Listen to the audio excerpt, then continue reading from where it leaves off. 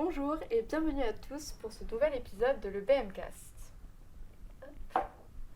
Donc, avant toute chose, je souhaite faire un coucou à mes podcasteurs Valentin et Dorian qui malheureusement n'ont pas pu être là pour l'épisode d'aujourd'hui.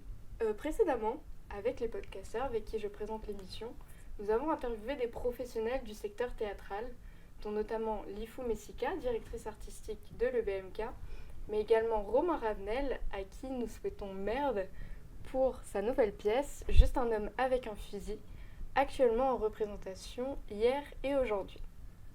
Donc comme vous pouvez le voir, c'est un épisode assez particulier. En effet, je ne reçois pas qu'une invitée, mais bien deux invités, juste ici, donc Salomé et Marie-Fleur. Voilà.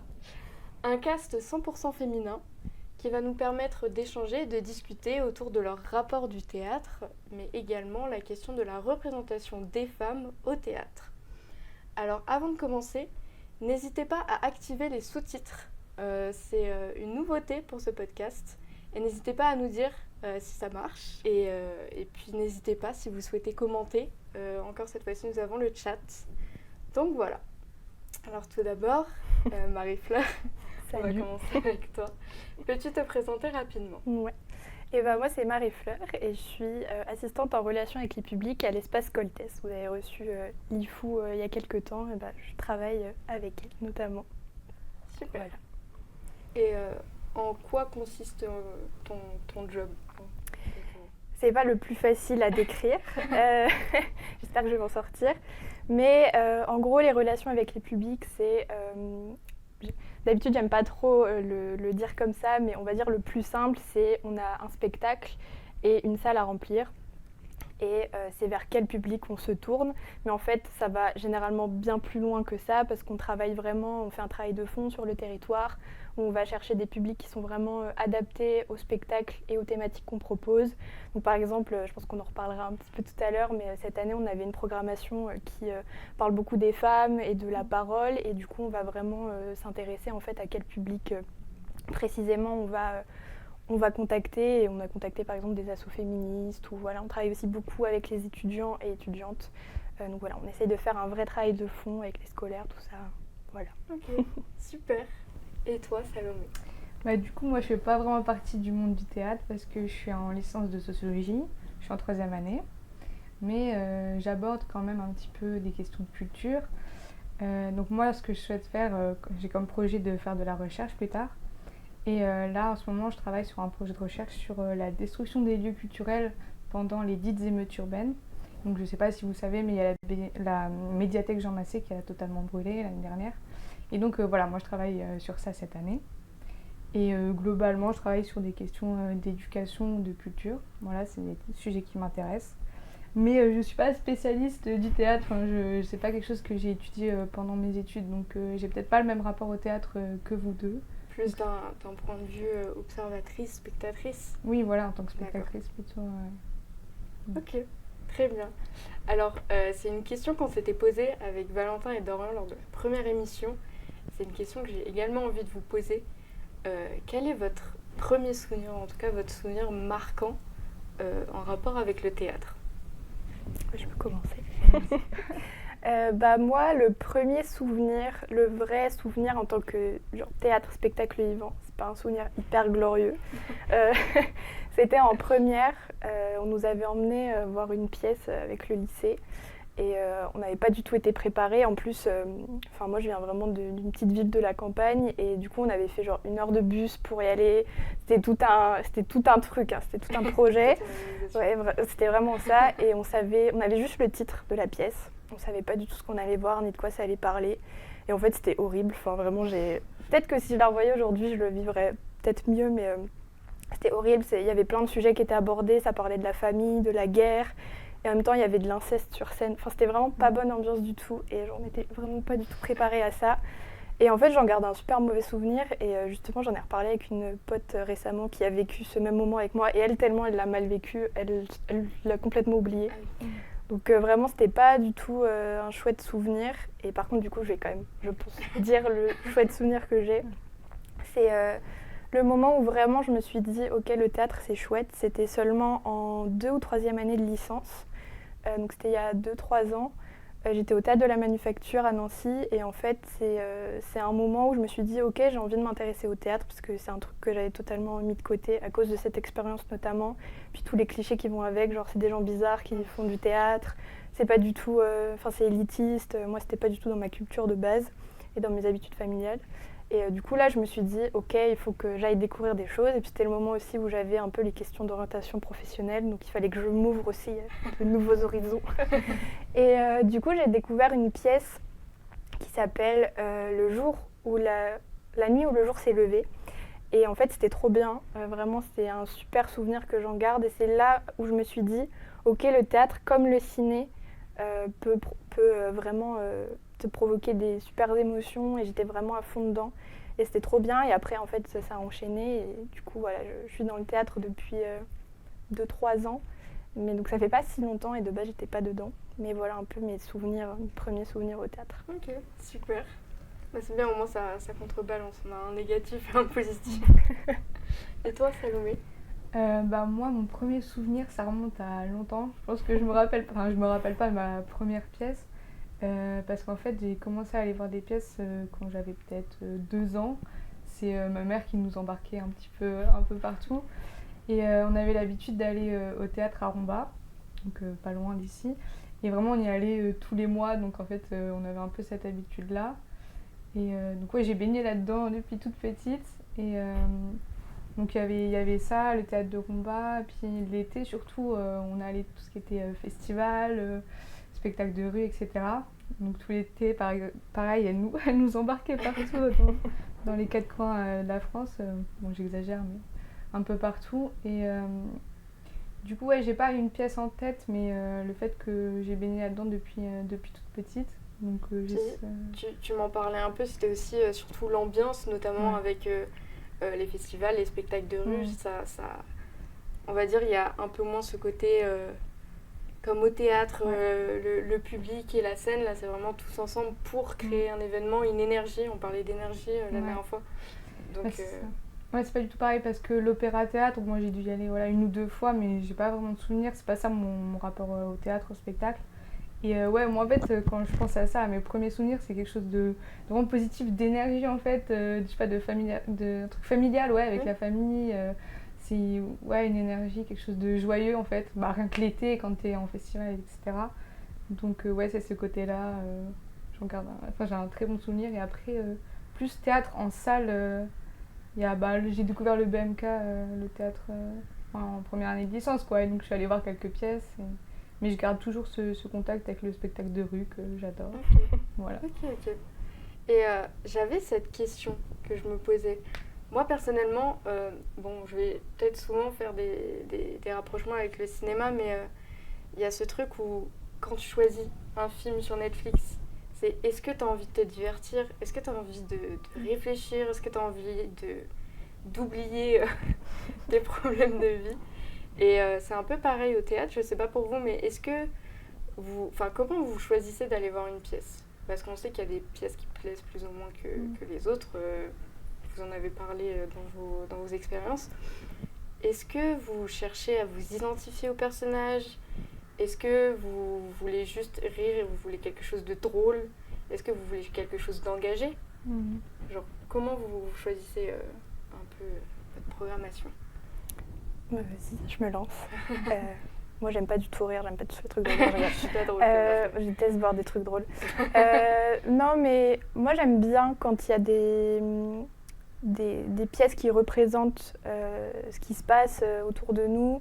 Des fois aussi, j'ai envie de mettre juste mon cerveau sur off et de me dire ok, là, je vais voir un truc qui est un peu léger et où je vais essayer de plus penser. Mais en même temps, j'aime bien quand même, c'était une réflexion que j'avais eue beaucoup en licence dans le cinéma, que cette notion de représentation, c'était hyper important pour moi. Et en fait, dans le théâtre aujourd'hui, ça l'est toujours aussi. Et j'aime beaucoup en fait aller voir des pièces qui reprennent des sujets d'actualité et dans lesquelles aussi je peux m'identifier, soit dans moi en tant que genre personne, individu, soit les combats qui m'intéressent, je sais pas, par exemple le féminisme ou quoi. Moi, c'est vraiment des trucs hyper importants. Et après, sinon, je carbure beaucoup aux émotions. Donc en fait, moi vraiment, si quelque chose me touche, si je trouve, je sais pas, si je trouve une photo ou un teaser hyper beau, esthétique et tout, je me dis ok, je vais y aller alors que le sujet peut pas forcément m'intéresser. Mais voilà, ça dépend un peu. Mais moi, j'aime bien effectivement quand il y a au moins il y a cette démarche de représentation et on se dit tout le monde est ok, tout le monde peut se projeter en fait dans cette pièce. Ok. Bah moi ça rejoint un peu ça parce que un peu tout, il y a des moments où on n'a pas trop envie de réfléchir, on a envie de se détendre, de rire. Je pense que ça dépend de ce que je cherche sur le moment. Je pense que je me mets pas trop de barrières et que je suis assez curieuse, donc peu importe, je vois qu'il y a une pièce, même au BMK là je vois une pièce, je me dis tiens ça peut être cool, sans même trop regarder forcément de quoi ça parle. Je me dis je vais tester. Mais bon, en tant qu'étudiante en sociologie, les sujets d'actualité forcément ça m'intéresse, donc j'aime beaucoup aussi des pièces qui vraiment le but c'est quand même de parler de sujets sociétaux. Et les pièces engagées aussi, typiquement des pièces féministes, etc. Ça m'intéresse vachement. Et bon, quand même, après aussi, ce dont je parlais par rapport au spectacle de rue, il y a l'énergie aussi. Des pièces vraiment avec de la musique, quelque chose qui te fait ressentir, tu sors de là, t'es chamboulé en fait. Ça, c'est super chouette aussi. Tu carbures aussi aux émotions. Vraiment. Mais ça, c'est un truc super fort en fait au théâtre. Des fois, tu ressors, mais t'es plus dans la même énergie du tout. Ouais, il y a vraiment ce fait d'être dans la même pièce que les comédiens, mais aussi le fait que ça se fasse devant nous. C'est pas du tout pareil que dans le cinéma. Oui, voilà. Au cinéma, forcément, il y a une caméra et puis il y a peut-être 20 prises, mais à force, peut-être il y a un manque d'énergie ou en tout cas, tu es entouré de techniciens, alors que là, chaque représentation est unique, vu que c'est une expérience unique pour le spectateur, et donc il y a cette volonté, je pense, de créer quelque chose. Oui, et puis en fonction de la salle aussi, il n'y a pas du tout les mêmes énergies. Nous, on le voit, parce que nous, du coup, on voit les spectacles plusieurs fois. Et on voit, en fait, vraiment, je sais pas, c'est un truc qui n'est pas explicable, mais vraiment, il n'y a pas les mêmes énergies à chaque fois, en fait. Chaque représentation est totalement différente. C'est vrai. Mais du coup, comme on disait, cette question de représentation est très importante. Et j'ai l'impression qu'elle est encore plus dans le théâtre contemporain. En totale opposition avec le théâtre classique par exemple, ou si on reprend la question des femmes par exemple, est-ce qu'on a énormément de références hyper joyeuses avec un personnage féminin principal? Je ne connais pas tout, mais je veux dire, je pense qu'au lycée on a tous dû à un moment lire Phèdre, Antigone, et c'était un peu des personnages un peu, compliqués, complexes, ce qui fait que c'était des personnages très beaux, mais à la fois aussi peut-être un peu négatifs par moment. Souvent, c'est soit on meurt, soit on est malheureuse parce qu'on est marié à un mec qu'on n'aime pas, soit on a un destin qui ne nous appartient pas et dans tous les cas, on meurt. Donc en fait, il n'y avait pas trop le choix. C'était vraiment ça, ouais. Et Salomé, tu m'avais dit la dernière fois, j'ai peur de dire une bêtise, mais c'est jusqu'au XVIe siècle, je sais plus exactement. Les femmes qui étaient interdites de jouer. Oui, il y a toute l'histoire des femmes qui ne pouvaient pas jouer pendant l'Antiquité. Elles n'avaient pas le droit d'être comédiennes. Et donc oui, moi j'avais vu que c'était jusqu'à la fin du XVIe siècle qu'elles étaient interdites de jouer. Et d'ailleurs, pour le podcast, j'avais fait un peu des recherches. Et du coup, les personnages féminins étaient joués par des hommes. Et en fait, par exemple, pour Roméo et Juliette, Juliette c'était un homme. Et ils utilisaient en fait des masques pour créer le personnage féminin. Ok. Mais du coup, oui, rien que ça, on voit déjà que sur scène, en fait, la femme ne pouvait pas aller, en fait. Donc, au niveau représentation, c'est compliqué. Okay. Et après, il y a aussi toute l'histoire de l'invisibilisation des femmes dramaturges, qu'on a oublié dans l'histoire. Ça, c'est pas que dans le domaine du théâtre, Bien sûr. Dans le domaine scientifique, littéraire, on connaît. Donc, je pense que c'est intéressant aujourd'hui, les femmes peuvent jouer et d'utiliser en fait cet espace-là, cette scène-là pour se réapproprier en fait l'espace d'expression. Au-delà de ça, il y a vraiment le fait que le théâtre soit un outil de parole, un espace d'expression pour la femme. Et comme on disait tout à l'heure, avec les sujets d'actualité, donc on le sait bien, les discriminations, le sexisme, etc. Le théâtre contemporain se veut un peu, comment dire, être un lieu où on peut mettre ça en avant et montrer aux gens que c'est pas parce que ça t'est jamais arrivé que ça n'existe pas et que clairement c'est des choses qu'à terme on aimerait changer. Nous cette année à l'EBMK on a on défend une programmation engagée sur de nombreuses thématiques et on a ces thématiques là de la femme mais aussi des agressions qu'elle subit, le viol, etc. On peut citer quelques exemples de pièces. Moi par exemple là en tête j'ai L'Enfant de verre qui était représenté il y a une semaine. Ouais, c'était un chouette spectacle qui parlait de la famille et des secrets aussi qu'on peut transmettre de génération en génération. Et là, dans ce spectacle-là, c'était vraiment le secret d'une agression qui était transmis d'une grand-mère à sa fille, à la petite fille. Et il y avait tous les rapports en fait, entre femmes dans la famille. Et c'était vraiment hyper intéressant. Mais il y a eu plein d'autres spectacles aussi où, par exemple, on en parlait tout à l'heure, le jour où j'ai compris que le ciel était bleu, le personnage principal, c'est une jeune femme autiste. Et c'est hyper important parce que là, c'est une jeune femme qui est en plus autiste. Et du coup, c'est des personnes qui sont vraiment sous-représentées. Et on en parlait tout à l'heure, genre c'est vraiment hyper important de représenter tout le monde. Et nous, on l'a vu, en fait, on a accueilli des personnes autistes et qui étaient genre hyper émues de se voir enfin représentées. Et pareil pour les familles, les parents étaient super contents parce que ce personnage était entouré de son grand frère. Et on voyait en fait que c'est important de voir dans les fictions, de se voir représenté. Enfin, c'est vraiment hyper important. Oui, c'est vrai, totalement vrai. C'est aussi là où je reviens sur ce que je disais, où vraiment le théâtre, c'est un peu comme les cinémas et toutes les autres formes d'art. Il y a forcément des choses que tu vas aimer, des choses que tu vas pas aimer, des choses qui vont te parler et qui vont t'impacter, mais d'une force, sans vraiment que tu le vois. Toi, Salomé, tu parlais un peu que tu aimais un peu cette énergie qu'il y avait sur scène, etc. Moi, perso, c'est quelque chose que j'ai retrouvé dans le jour où j'ai compris que le ciel était bleu. Peut-être que toi, tu as un exemple de pièce qui t'a marqué ou...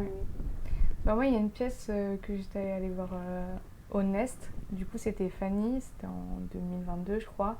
Et déjà, la première chose qui m'a marquée, c'était l'énergie, parce qu'en fait, c'était une pièce où il y avait de la musique. Enfin, c'était hyper vivant, en fait. Et quand je suis sortie de là, j'avais tellement d'énergie, de rage, en fait. Et ça abordait des questions de féminisme, justement. Et c'était l'histoire d'une femme qui avait 55 ans. Et elle se re-questionnait, en fait, à son rapport au féminisme, au nouveau féminisme qu'il y avait aujourd'hui. Et du coup, c'est une sorte de pièce, en fait, qui aborde des sujets. Et même juste par rapport à l'énergie que ça a dégagé, moi, ça m'a vraiment chamboulée. Et quand je suis sortie là, j'avais la force. Quand je me suis dit, ok, c'est bon. Et c'est vraiment des choses qui t'aident à t'affirmer, en fait, à faire passer des messages. Au-delà que ce soit vraiment un message hyper clair, mais ça te fait réfléchir sur pas mal de choses. Et d'ailleurs, pour Fanny, j'avais noté, il y avait une petite citation. Si je peux la lire. Du coup, là, elle s'adressait à son mari. Et donc là, c'est Fanny qui parle et qui dit « Mon amour, on a oublié ça, que danser, c'est extraordinaire. On a oublié ça. C'était extraordinaire. J'ai tellement, tellement, tellement dansé. On sautait partout.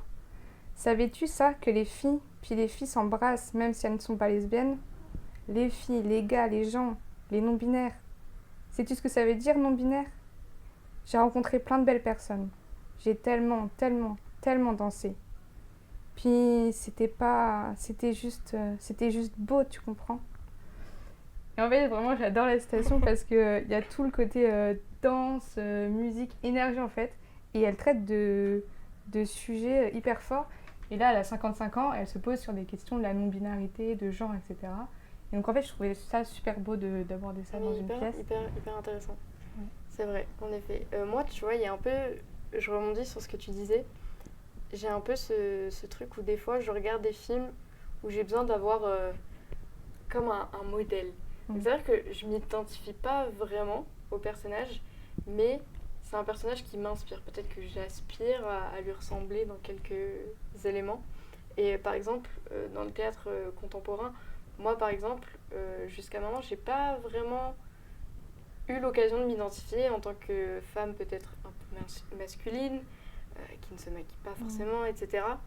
J'ai pas forcément pu m'identifier, mais il y a eu ces personnages qui, au-delà de l'apparence et de la personnalité, m'ont marqué parce qu'ils avaient des traits de caractère qui étaient vraiment hyper bien représentés et qui représentaient la femme moderne et qui, moi, m'inspiraient tout simplement.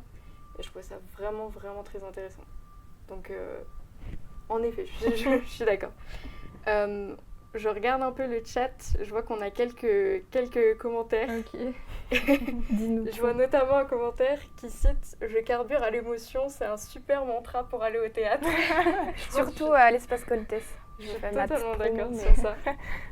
Et ensuite, quelqu'un qui nous dit que déjà, c'est très intéressant, le sujet d'aujourd'hui, donc merci à toi.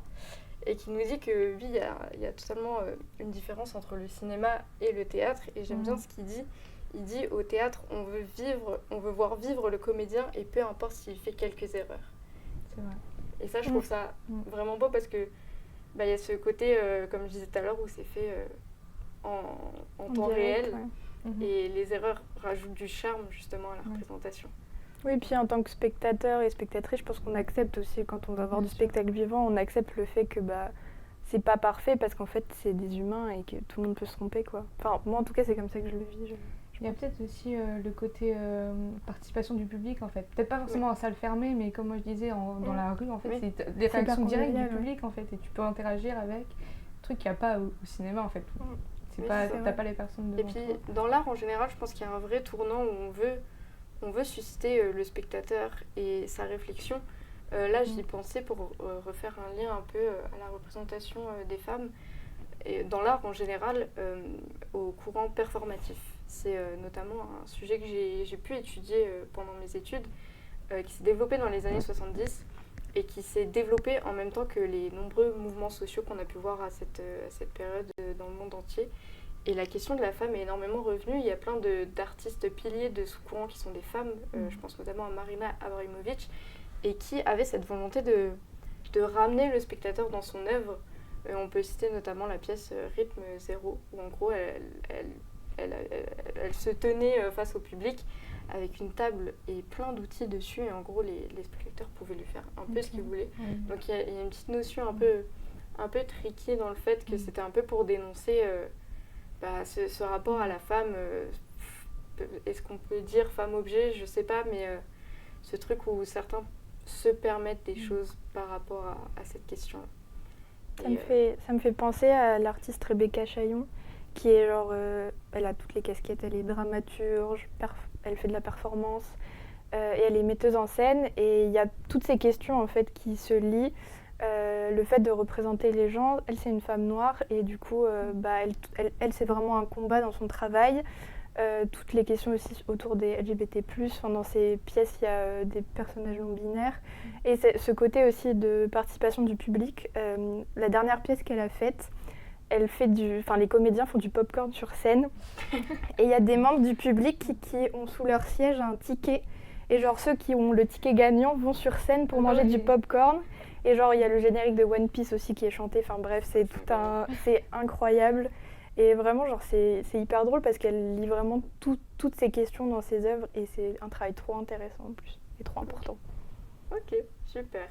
Alors, on arrive déjà dans la dernière partie de l'émission, mais une partie très croustillante parce que, comme on le fait à chaque fois, on demande à nos invités de ramener des objets qui leur parlent, et peut-être c'est l'occasion de nous raconter une petite histoire autour. Donc, on va commencer par toi, Salomé. Si tu veux bien nous présenter l'objet que tu as pris aujourd'hui, si tu arrives, sinon... C'est bon. Alors, moi j'ai pris le programme de Hop Hop Hop de 2022 parce que c'est un festival que j'aime beaucoup, j'y vais tous les ans. Et en fait, 2022, c'était une des premières années où j'y allais un petit peu par moi-même, en fait, avec des amis, etc. Et c'est ce côté, en fait, t'as un programme, t'as plein de spectacles, mais aussi au pop-up, t'as plein de lieux, en fait, dans la ville. Et c'est toi qui fais ton parcours, en fait. Et vraiment, c'est un truc que j'aime bien, tu t'appropries le spectacle, tu te dis tiens j'ai envie d'aller voir ça, puis en fait tu y vas, en fait c'est dans la rue, tu te dis en fait j'ai pas envie de voir ça, donc tu vas voir un autre truc et c'est toi qui gère le Oui, truc. t'es libre, tu Voilà, peux faire c'est ça, ton ouais. petit parcours. Et du coup c'est ce côté-là que j'aime bien, voilà, ces spectacles de rue gratuits pour tout le monde, enfin voilà, c'est des trucs hyper accessibles où typiquement il y a des interactions avec le public quoi, et puis toute l'énergie, enfin la musique, la danse, tout ça. Donc voilà, et j'avais une petite anecdote par rapport à ça. C'est le truc de magie. C'est que du coup j'avais emmené une amie avec moi et j'avais dit ok, tel jour on va au pop-up. Et elle ne connaissait pas forcément tout, du coup moi il y avait des spectacles que j'avais déjà vus et j'avais fait tout un petit programme Un programme personnalisé. avec tous les horaires, tous les spectacles. Avec ses invités et tout. Vraiment j'ai mis des petits commentaires et tout ça et je l'ai gardé depuis. Et même je suis allée lui montrer des trucs, elle m'a dit mais qu'est-ce que tu me montres en fait, qu'est-ce que c'est que ce truc. T'es complètement... Mais c'était cool parce qu'ensemble on a découvert des trucs un peu déjantés, enfin tu t'y attendais pas quoi, le mélange de théâtre, de musique, bref. Et voilà, c'était un très bon souvenir et... Trop chaud. Ok. Et c'était à Metz? Oui bah voilà, Ok. c'est ça, Hop à Metz qui a tous les étés. Ok. Petite pub, allez à hop hop hop. Bon, si on s'ennuie en été, on est à Metz. Non mais oui vraiment. Et donc, Marie-Fleur, Moi, ton je vais- objet, Je vais pas le bouger oui, parce qu'il va... il ira plus loin et il va s'émietter. tomber, mais... Moi, c'est un carnet. Je l'appelais un bullet journal avant, mais je crois que c'est pas trop ça en fait, le principe du bullet journal, je sais pas. Mais en fait, c'est un carnet où je colle tous mes tickets de lieux culturels où je vais. Aussi quand j'étais... Donc ça date du lycée, hein, ça je l'ai depuis, je crois, la seconde. Et du coup, il y a aussi tous les livres que je lisais, des citations, enfin, un truc comme ça. Et bon, aujourd'hui, je remplis plus les livres que je lis, tout ça. Mais je colle toujours mes tickets et du coup, c'est vraiment mon grand désespoir. Maintenant, tout est dématérialisé Oui. et du coup, j'ai Ah plus oui. rien. Et alors, petite anecdote, j'étais trop triste. Le week-end dernier, j'étais en Belgique et je suis allée dans un musée Magritte. Et genre, du coup, mon billet était sur mon téléphone. Et ça me rend trop triste, vraiment. Des fois, il y en a qui sont semés par terre, du coup, je les reprends alors que c'est pas les miens. Mais bref, c'est trop bien parce que du coup, j'ai tous mes souvenirs et notamment mes souvenirs de théâtre. Et j'ai genre mes premiers billets où je suis allée pour les premières fois au théâtre et c'est trop bien. Et du coup, je mets aussi des petites notes en mode j'étais avec telle personne. Voilà, c'est trop Ouais, chaud, c'est j'aime vrai, trop. Non, Voilà. c'est vrai, j'aimerais qu'on fasse une pétition pour faire revenir les tickets Mais oui, de comme ouf. avant. Même au cinéma, il y en a marre des tickets de caisse. Oui, ils sont trop moches maintenant. Oui, Genre c'est avant, il y avait des petits carrés trop beaux. Donc Voilà. voilà, si vous voulez, on va faire une petite pétition là. Alors je regarde les commentaires, il y a encore un commentaire qui revient sur ton anecdote de Hop Hop Hop Ok. et du théâtre de rue de manière plus générale. Le théâtre de rue est vraiment une approche chouette du théâtre. On se sent moins enfermé comme dans une salle et ça pousse à créer des spectacles différemment qu'on peut voir en plusieurs morceaux par exemple en ayant raté le début. Et je suis totalement d'accord parce que donc là on a beaucoup parlé de l'aspect en tant que spectateur mais même pour les metteurs en scène derrière et toutes les équipes de création. Je pense que c'est totalement une autre dynamique et je pense que c'est une dynamique beaucoup plus, j'ai pas envie de dire familiale mais qui rapproche beaucoup plus... Là, c'est construit avec le public. Ouais, en fait, voilà. vraiment, ouais. Et je trouve que même de cet aspect-là, c'est vraiment quelque chose de très énergique et de très agréable. Je suis d'accord. Donc voilà. Donc on arrive déjà à la fin de cette émission de le BMcast épisode 4. Donc merci à vous deux Merci beaucoup. d'avoir été présentes ici aujourd'hui. Je suis très contente de vous avoir ici. Et puis on espère vous retrouver très vite pour un prochain épisode avec les podcasteurs. Donc bonne journée à vous et au revoir tout le monde. Ok.